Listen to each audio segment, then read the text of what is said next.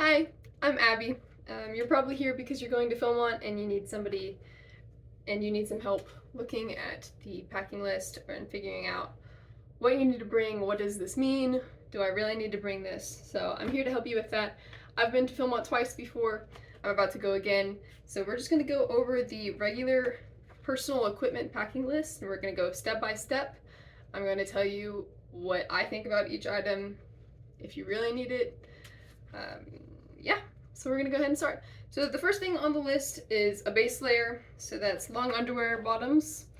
I have some, tried and true, just regular old long underwear. It's great. You're gonna wear those when it gets cold. You're gonna wear those when your other clothes get wet and you're cold. Basically, when you're cold, you're gonna wear them. Trust me, you need it.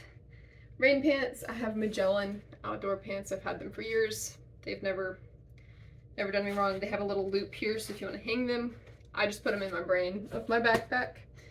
Easy access. Good to go.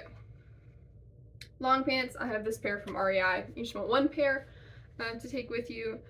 I might bring two because I hike in my pants instead of shorts, but you obviously can do whatever you want to do. But pants are necessary for activities like riding horses or sparkle climbing, so that's a good thing. Good thing to bring. You need them. Oh, you also need them for conservation, which every trek does conservation, so, obviously bring those. Underwear. Okay, this is an interesting one. Obviously, I'm female, so female underwear tends to be smaller than everybody else's underwear.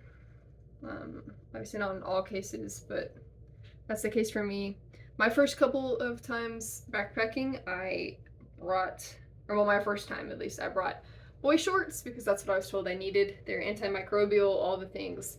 But I'd never worn them before, and so I got to Philmont and they chafed and they rubbed and they irritated my skin. And so now I personally just bring my regular everyday underwear. Obviously, you can do whatever you want to do, but really it just comes down to bring something that's comfortable for you and that you're going to be happy to hike in.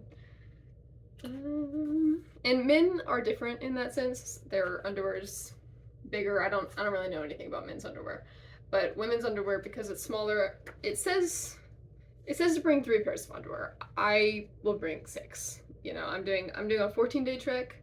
I might bring more than that, honestly, because really it adds no weight and it helps you with hygiene, which is already rough in the backcountry. Hiking shorts. I'm bringing 1 pair because I don't hike in shorts. These I will probably not wear very often, maybe a couple of days.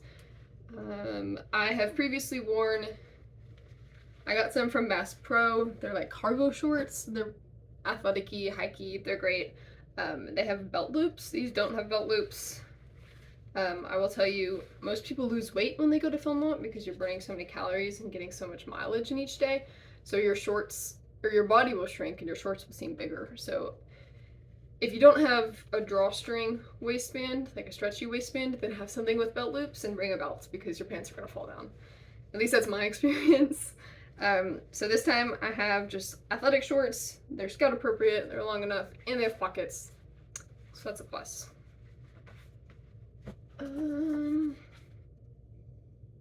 Okay.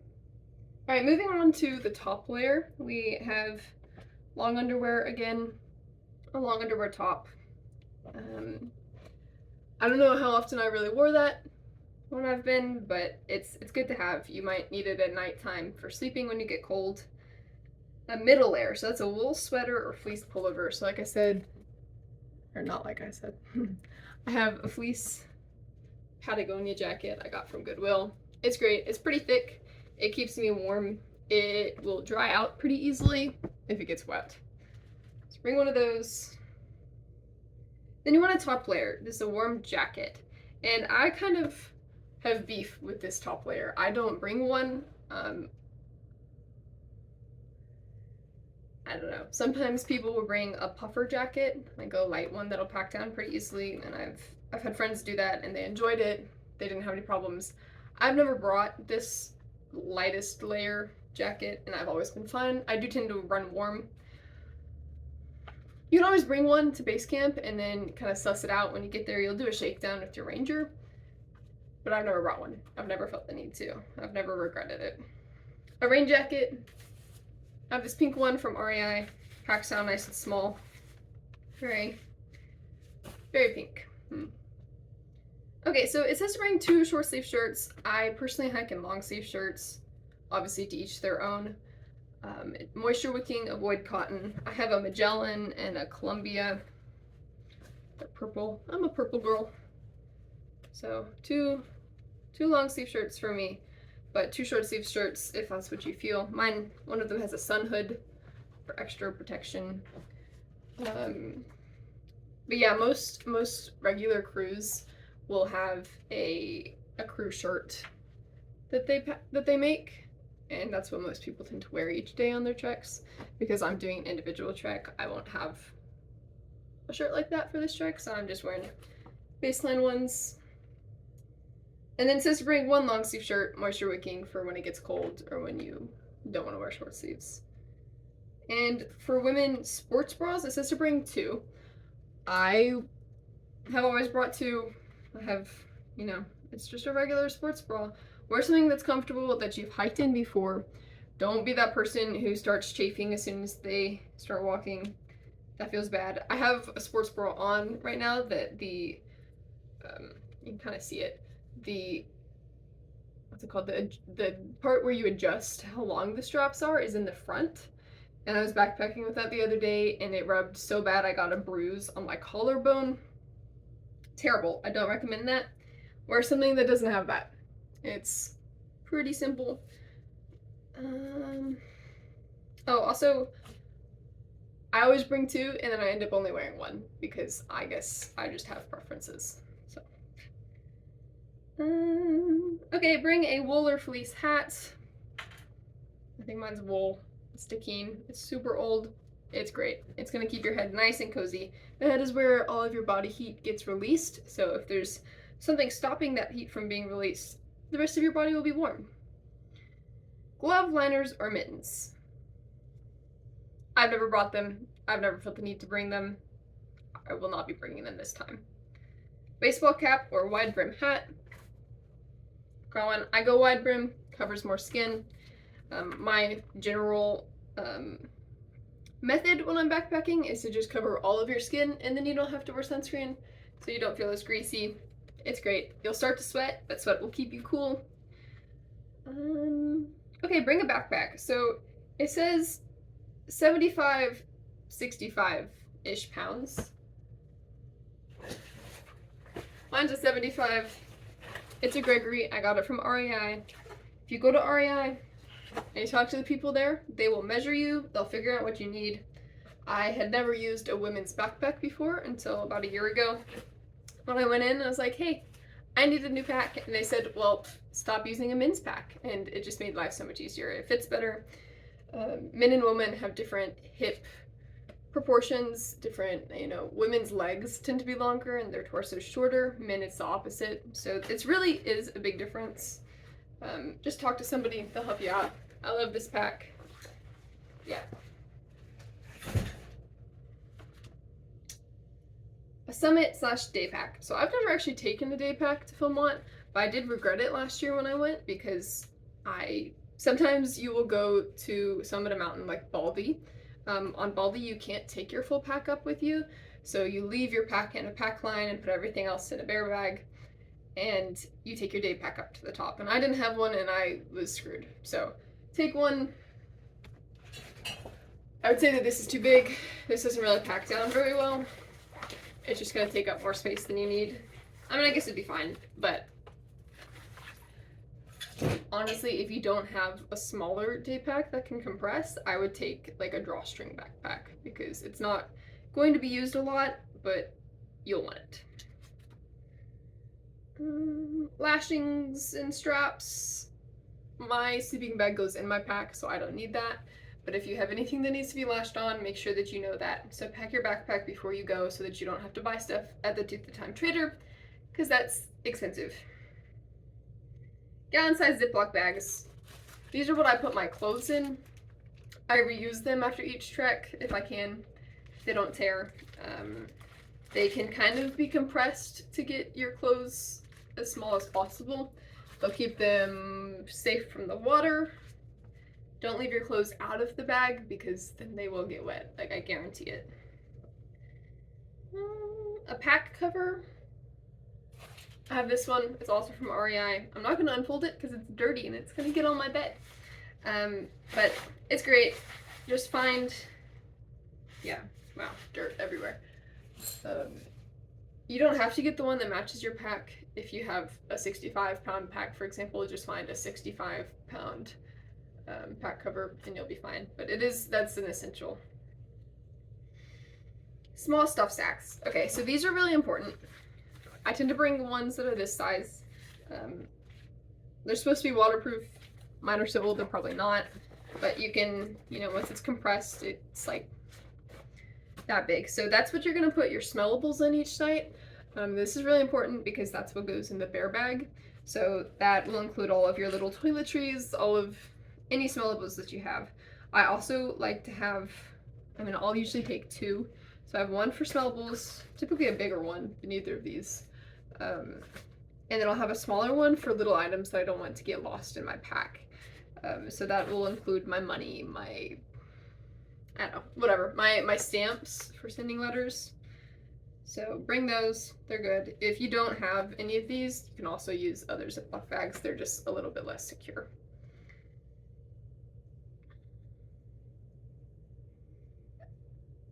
Yep, so your ditty bag is the bag that goes in the bear bag. So that's like this, but bigger. Boots. Okay. I have a pair of oboes. Obviously, different boots work for different people. Find something that fits your feet. I highly recommend putting inserts inside, like in the sole of your shoe. It'll just keep you more comfortable, help your back. Find something that works for you. Socks. Okay, it says to take 3 pairs. I tend to take 4. They're not that big. It depends on the size of your trek, how many days you'll be out there. That's how many socks, how much underwear you want to bring. But I'm going on a 14-day trek. I'll bring 4 pairs of socks. That way I can alternate each day, and wet socks can become dry, and then they go back on my feet. It's great. I'll have 1 pair that's specifically for bedtime that I'll wear. Yeah, 4 pairs is what I'm bringing. But again, they're not that big. They're not adding much weight. Liner socks, I've never hiked with them. My dad has. He likes them. Those are like smaller, thin synthetic or wool layers that you put inside of your sock and around your feet, obviously.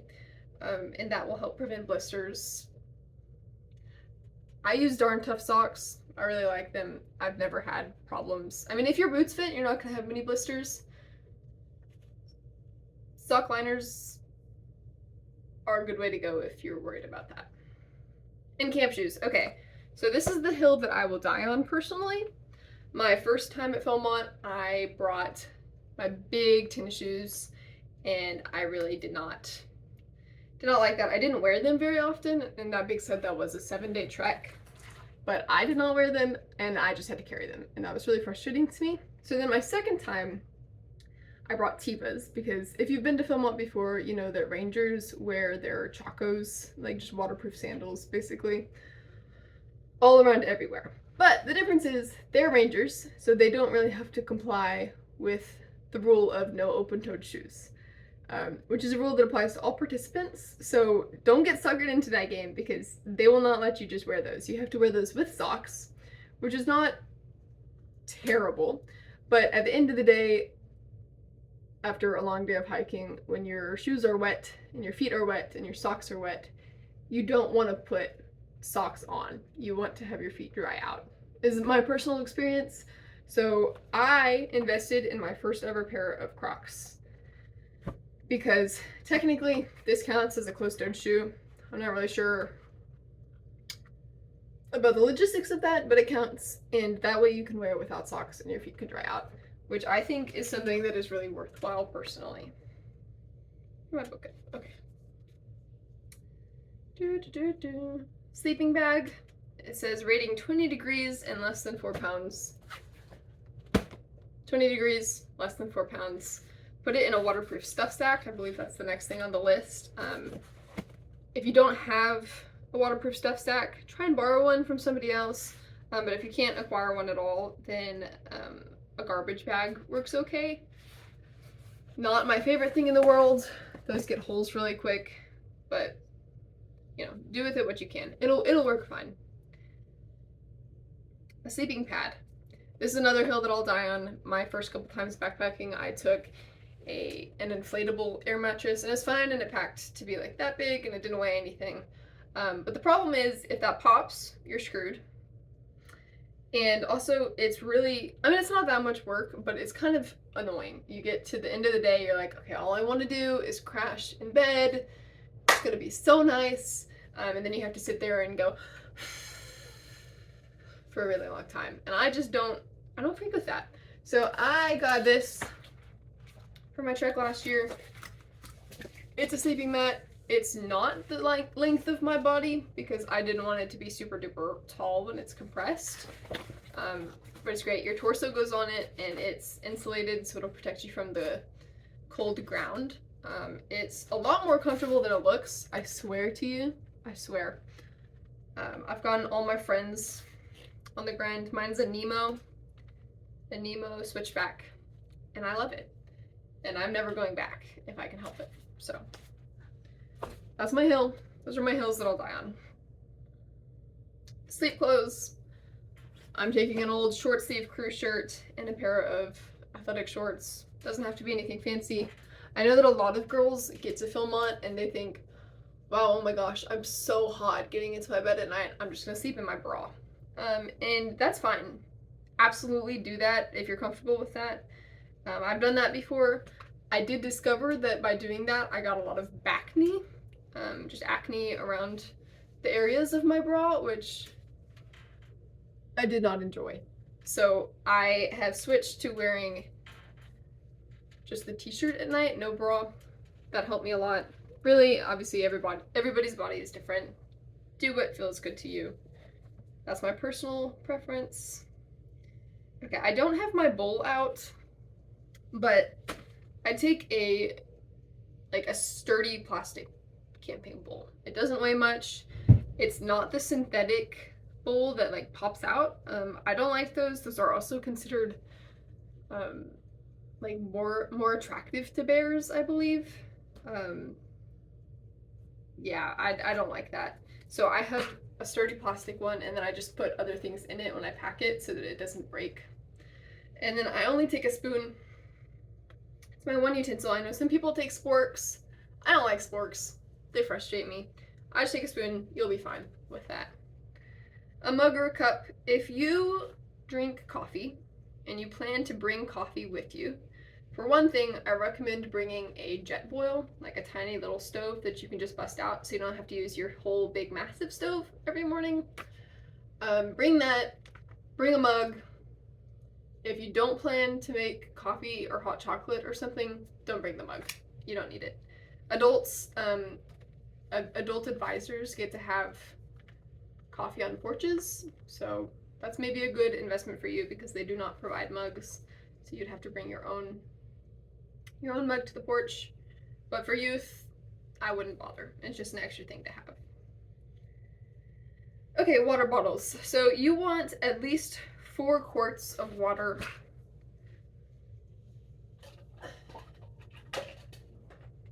Nalgene's are great. I have like a bajillion of them from various scouting activities.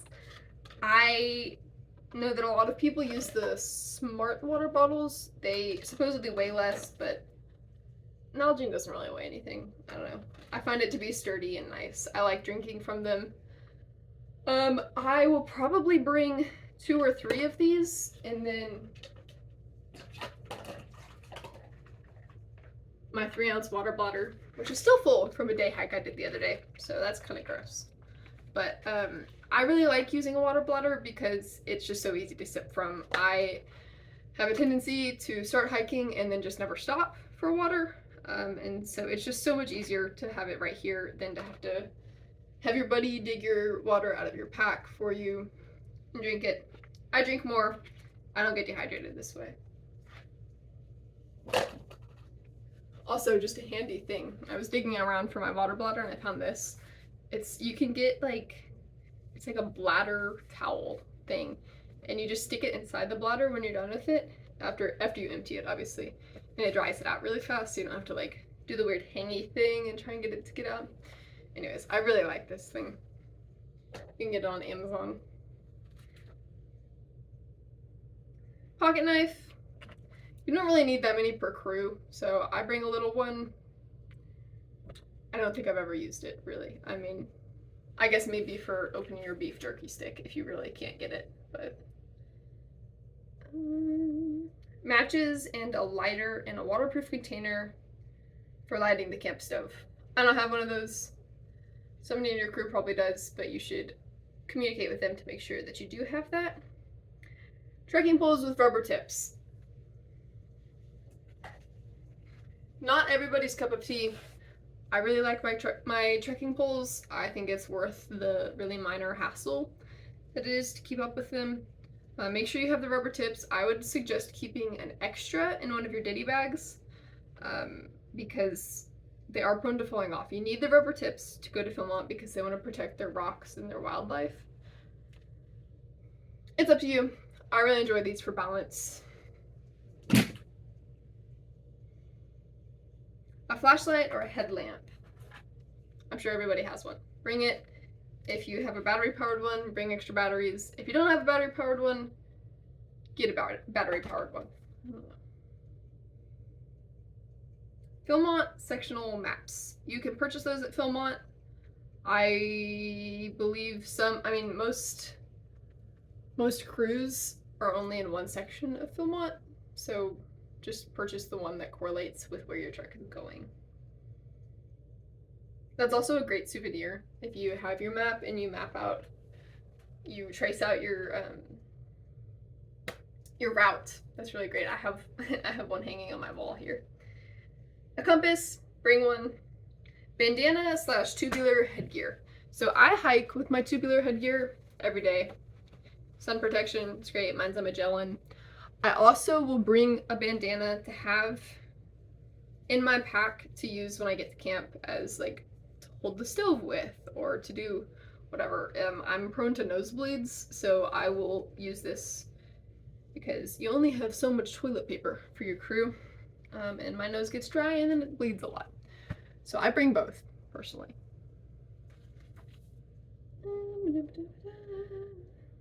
Money. Okay, so it says bring between $20 and $50 in small bills. I don't think that you're gonna need 50 if you're prepared.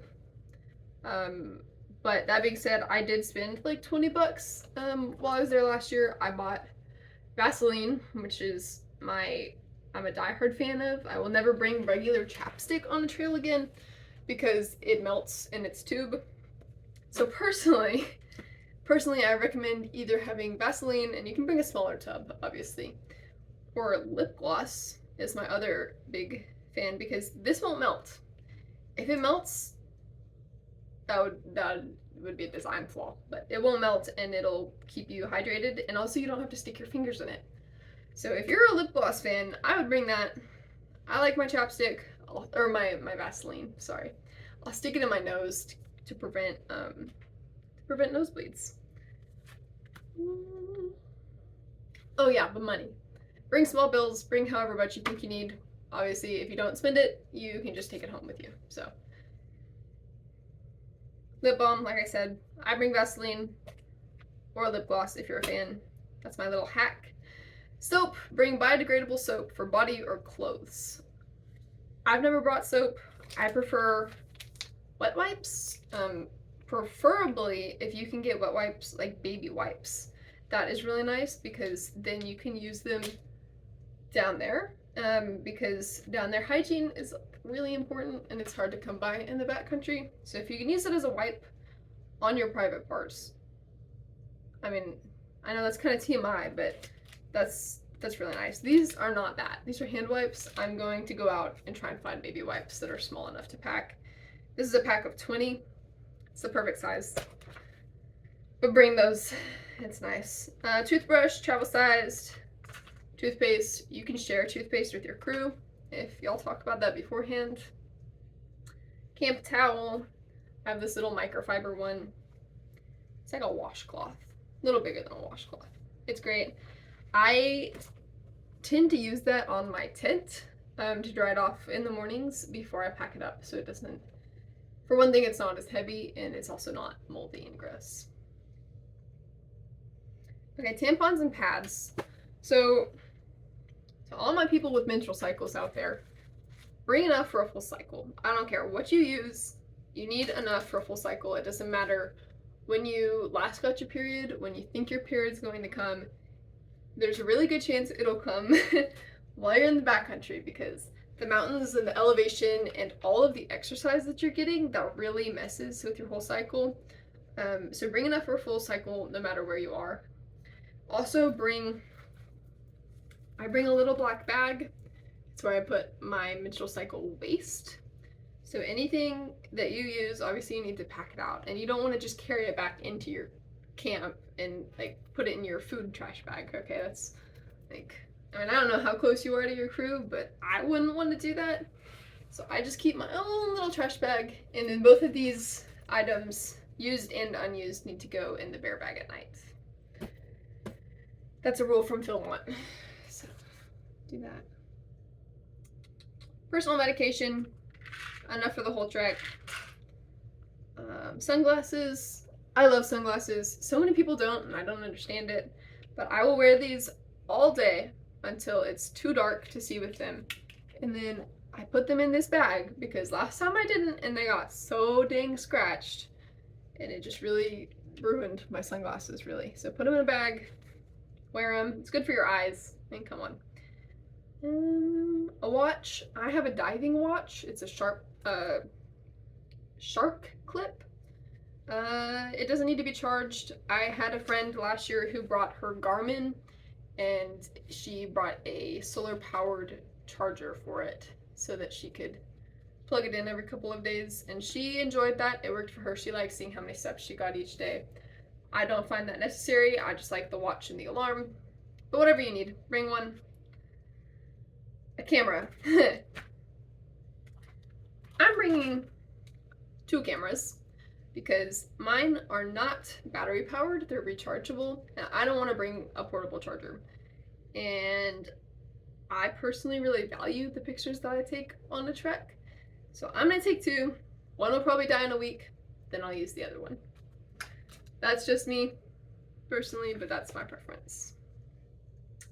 A whistle. I have one on my pack. It's in case of emergency. I've never had to use it. I hope that you never have to either. But it's good to have. You can also purchase this at Philmont if you don't have one already. So some of my itineraries do have fishing opportunities. I never have had that. You might. If you do know that you're going to have that, bring your own fishing equipment and your fishing license. I believe that you can purchase fishing licenses at most camps that have fishing. It's like $20, I think.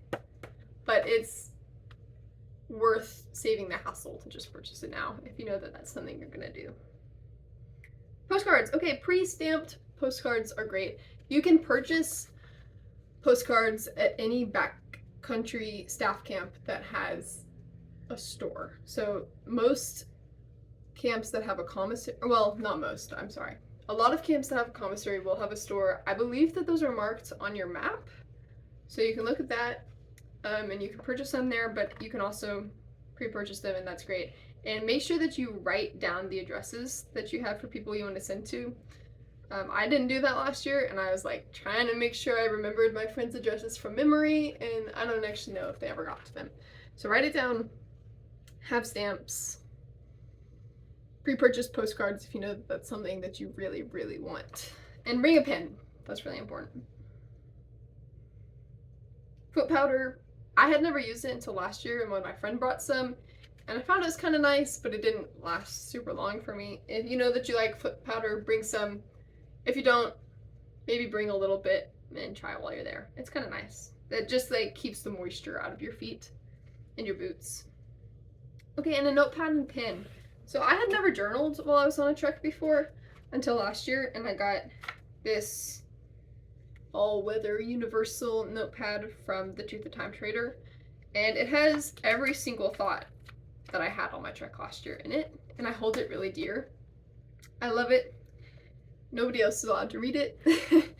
um, but it's really nice. I really enjoy having it, and it has so many inside jokes on it everywhere. So I recommend bringing one. You can buy it at the tot. Do that. Okay, so then that's the end of the packing list, but I have a couple more items that I personally like to bring. I bring a camp pillow. I mean, some people will use their clothes bag. I really like my little blow up pillow. It's something that I invest in. I also will sometimes bring earplugs.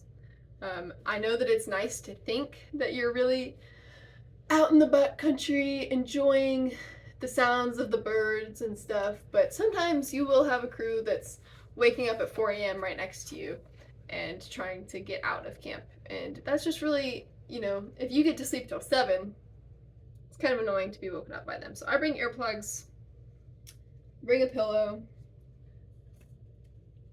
I bring a deck of cards. Last year, my friend brought a whole bag of friendship bracelet floss, and we just made friendship bracelets the whole time we were there. It was really nice. I had never heard of anybody doing that before, but I would do it again. So there's that. And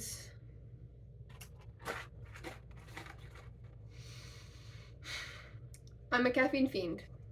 Not really. It's not a problem, but I have never had caffeine on a trek until recently, and it just made me so much happier. It made me smile. It made me nice to my friends. It made me have a will to live again. It's really nice. So I'm bringing little Celsius powder packets. They're gonna go in my ditty bag. I'm gonna use them when I get tired, and it's gonna be great. Okay, I think that's all I have. Yeah, thank you for watching. I hope that this has been useful to somebody out there, but it's something that I needed a couple years ago. So thank you.